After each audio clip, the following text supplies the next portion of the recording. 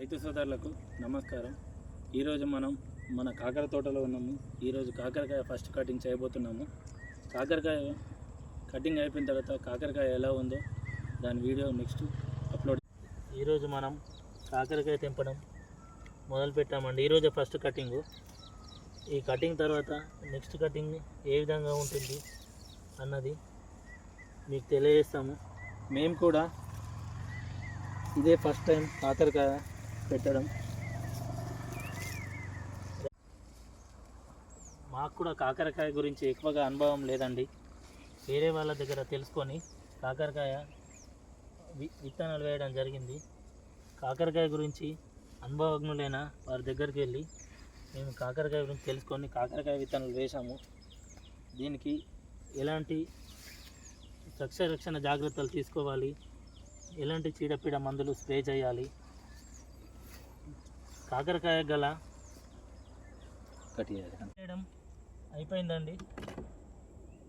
కాకరకాయ కటింగ్ పూర్తయిపోయింది. ఇప్పుడు బాక్సులలో ఎత్తుతున్నాము కాకరకాయని. ఈరోజు కాకరకాయ కటింగ్ అయిపోయింది. నిన్న బీరకాయ కటింగ్ చేసాము.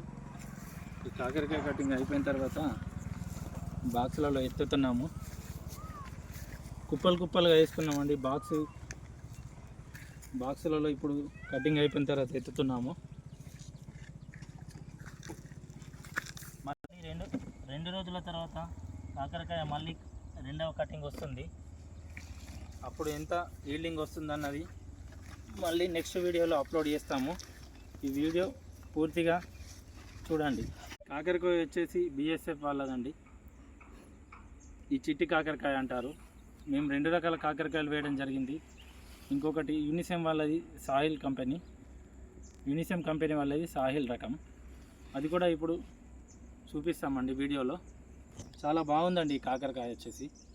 చిన్నగా నల్లగా చాలా లాతగా ఉంది, బాగుంది. ఈల్డింగ్ కూడా చాలా బాగున్నట్టుంది. పిందెలు చాలా బాగున్నాయి. అక్కడక్కడ పిందె ఎక్కువగా ఉంది. ఇది యూనిసెమ్ కంపెనీ వాళ్ళదండి కాకరకాయ, సాహిల్ రకము. ఈ రకం వచ్చేసి ఇది కూడా చాలా బాగుంది. చాలా పొడుగా ఉందండి. చూడండి, కాకరకాయ చాలా పొడుగా ఉంది. నేల మీద ఉంటేనే ఇంత పొడుగా ఉందంటే స్టేకింగ్ చేసి ఇంకా చాలా పొడుగా వచ్చే అవకాశాలు ఉన్నాయి. ఇది కూడా చాలా బాగుందండి.